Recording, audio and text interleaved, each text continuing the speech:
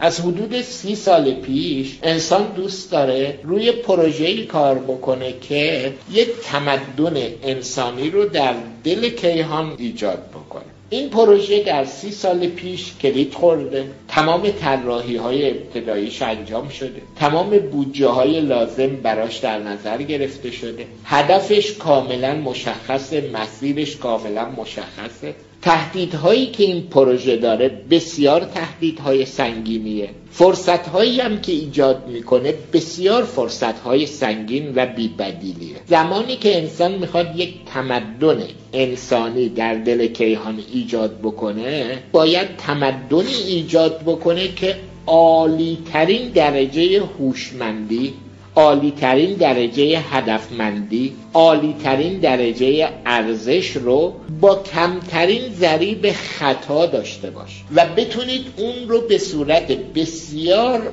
عالی مدیریت بکنید. انسانی که شما میخواید بفرستید فضا باید ضریب خطاش فوق‌العاده کم باشه. اما برای اینی که اون تمدن رو ایجاد بکنید، جدا از چالش‌های فیزیکی که سر راهتونه، این چالش بزرگ هم وجود داره که انسان زمینی در اونجا ضریب خطاش خیلی بالاست. بعد نمیتونه اون عالی ترین تمدن رو پایه‌گذاری بکنه. برای اینی که این ضریب خطا رو شما کم بکنید، نمیتونید به اون آموزش بدید، چون سیستم پذیرش انسان اکولوژیک و اکوسیستمیه.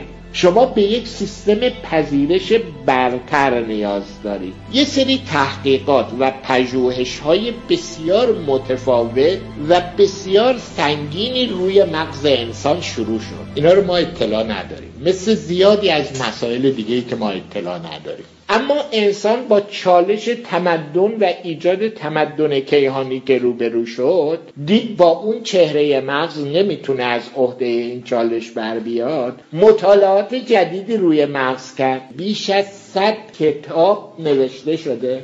من ندیدم به زبان فارسی حتی یک دونه از این کتاب‌ها ترجمه شده باشه. من ندیدم، شاید شما دیده باشید. صدها مقاله نوشته شده، صدها کنفرانس در دنیا برگزار شده. من نشنیدم یکی از اینها در ایران کار شده باشه.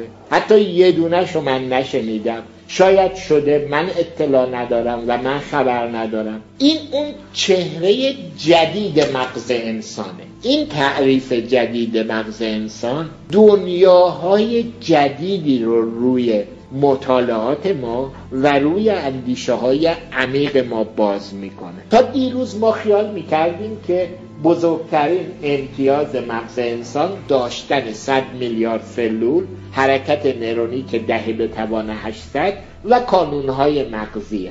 اینا صورت موجود مغزه، یعنی دارایی‌های موجود مغز ما ایناست. شما الان وقتی که بچه رو وارد مدرسه میکنید تا وقتی که از دانشگاه خارج میکنید چه کار میکنید؟ یعنی دارید با یک سیستم آموزشی یه چیزایی رو به مغز اون، عمدتاً به کانون حافظه اون، کانون هوش منطقیایی اون و کانون هوش محاسباتی اون و کانون پردازش اون وارد میکنید. بچه این مطلب رو میگیره میبره تو کانون حافظه، بعداً میبره محاسبش میکنه، بعداً براش معادله منطقیایی درست میکنه، بعداً براش بازخوردی به نام پردازش درست میکنه و شما میگید این در فیزیک دانشمند شد، در طب دانشمند شد، در ریاضیات دانشمند شد. ما امروز متوجه شدیم مغز یک دارایی‌های فوق موجود داره که اصطلاحاً شما بهش میگید دارایی‌های بالقوه، بالتوان. قبلا ما خیال میکردیم مغز ما یک سامانه است و واقعا اگر سامانه بود مغز بی نهایت عظیم بود و بی نهایت بزرگ بود. در این مطالعات جدید روی مغز ما متوجه شدیم اصلا مغز ما سامانه نیست. مغز انسان پیچیده ترین سراسامانه است. یعنی با اون زبانی که من دارم که مشکل ترین مسائل علمی رو به ساده ترین فرم بیان میکنم، اما امروز نمیدونیم اصلا چی بگیم در مقابل مغز انسان. در این تحقیقات جدید مشخص شده مغز انسان یک فراسامانه فراخودپایشیه، فراخودتنظیمیه، فرابازخوردی در حد بی‌نهایته. ما تا دیروز میگفتیم که از نظر ریاضیات ما نمیتونیم مجموعه بی‌نهایت داشته باشیم، چون زمانی میتونیم ما مجموعه داشته باشیم که بین دو تا آکولات ولو این آکولات ها میلیون ها کیلومتر از هم فاصله داشته باشن باید قرار بگیرن تا مجموعه بشن. امروز ما متوجه شدیم که مغز انسان فراسامانه در حد بی‌نهایت. برای اینی که الفبای این فراهایی که من اینجا عرض میکنم رو انسان متفکر و استراتژیست های پیچیده جهان توضیح بدن، صدها کتاب، تحقیق، پژوهش، کنفرانس راجع به این گذاشته شده و به این نتیجه رسید که مغز ما یه دارایی های فوق موجود داره، یعنی یه ظرفیت‌های بسیار عجیبی داره که اون ظرفیت‌ها هنوز شناخته نشده و فوق شناخته موجود این ظرفیت‌ها. از جمله ما متوجه گراف‌های مغزی شدیم. گراف‌های مغزی با کانون‌های مغزی فرق می‌کنه. گراف‌های مغزی شبیه استراکچرهایی است که آماده است و فقط شما باید روی اون سازه نصب بکنید. چه جور سازه‌ای میشه رو گراف‌ها نصب کرد؟ این یک سوال بسیار اساسیه. میدونید ما انسان‌ها سازه‌های سیلیکونی رو میشناسیم. ما رو گراف‌های کامپیوتری اومدیم سازه‌های سیلیکونی رو سوار کردیم. کامپیوترهای امروز بر اساس تراشه‌های سیلیکونی عمل میکنن. کامپیوتر چرا خواسته‌های شما رو انجام میده؟ بر اساس پیچیدگی و بر اساس نظم درونی که داره، برنامه‌ای که بهش بدید رو عملیاتی میکنه و نتیجهشو به شما میده. بر اساس اون تراشه‌های سیلیکونی که در داخلش روی گراف‌هاش نصب شده چنین توانی رو داره.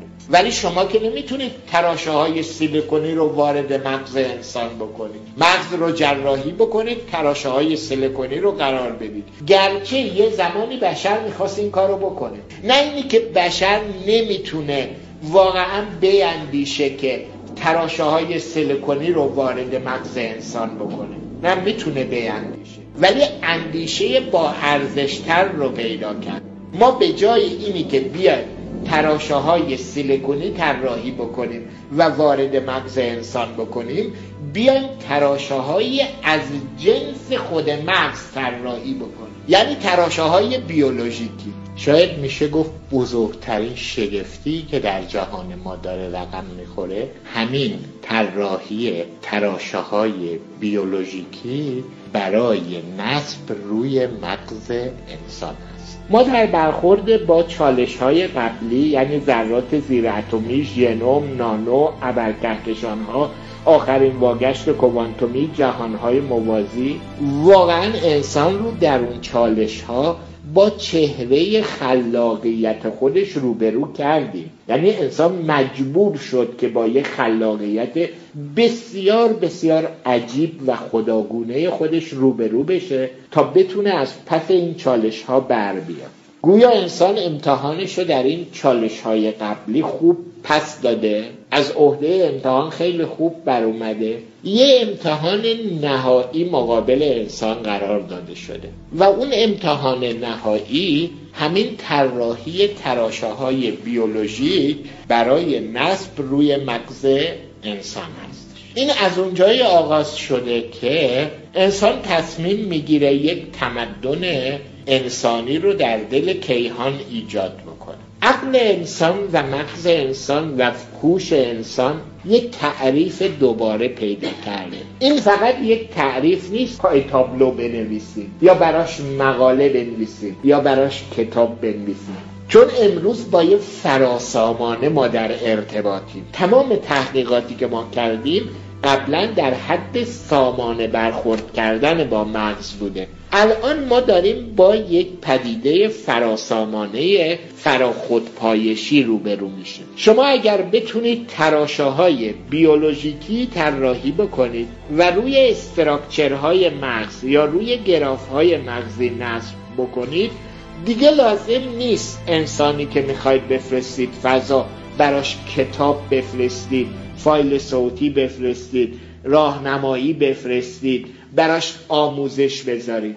این بر اساس اون تراشه‌هایی که شما طراحی کردید، اون عملی که باید انجام بده خودش انجام میده. ما تراشه‌هایی نه از جنس سیلیکون بلکه از جنس بیولوژی و جنس خود مغز طراحی میکنیم، داخل مغز این انسان روی گراف‌هاش نصب میکنیم و این اون کاری که باید انجام بده رو انجام میده. گاهی ما در دوران کودکی میگفتیم خداوند مگر دوست نداره که ما خداشناس، مؤمن، متقی و پرهیزکار باشیم؟ خب اگر واقعا دوست داره و بی نهایت قدرت داره، خب ما رو مؤمن و خداشناس و بار بیاره دیگه، یعنی ما اینجوری آفریده بشیم. میدونید اگه خداوند میخواست این کارو بکنه باید چه کار میکرد؟ باید این تراشه‌های بیولوژیکی رو طراحی میکرد، رو گراف‌های مغزی ما میذاشت، ما دیگه نمیتونستیم خلاف امر خدا عمل کنیم، همونجوری که کامپیوتر نمیتونه خلاف امر شما کار بکنه. ما اون موقع نمیفهمیدیم ما از خدا چه انتظاری داریم. ما از خدا انتظار داشتیم این تراشه‌های بیولوژیکی رو طراحی بکنه، رو مغز انسان‌ها قرار بده. اون موقع انسان میشد یه ماشین بیولوژیکی. یعنی چی؟ یعنی نمیتونست اصلا خطا بکنه، چون تراشه‌های بیولوژیکی مغز اون اصولاً فرمان خطا صادر نمی‌کرد. خب ما این کاری که از خدا توقع داشتیم و خدا هم نکرده هیچ وقت این کار رو، حالا خودمون در ارتباط با تمدن فضایی داریم انجام میدیم.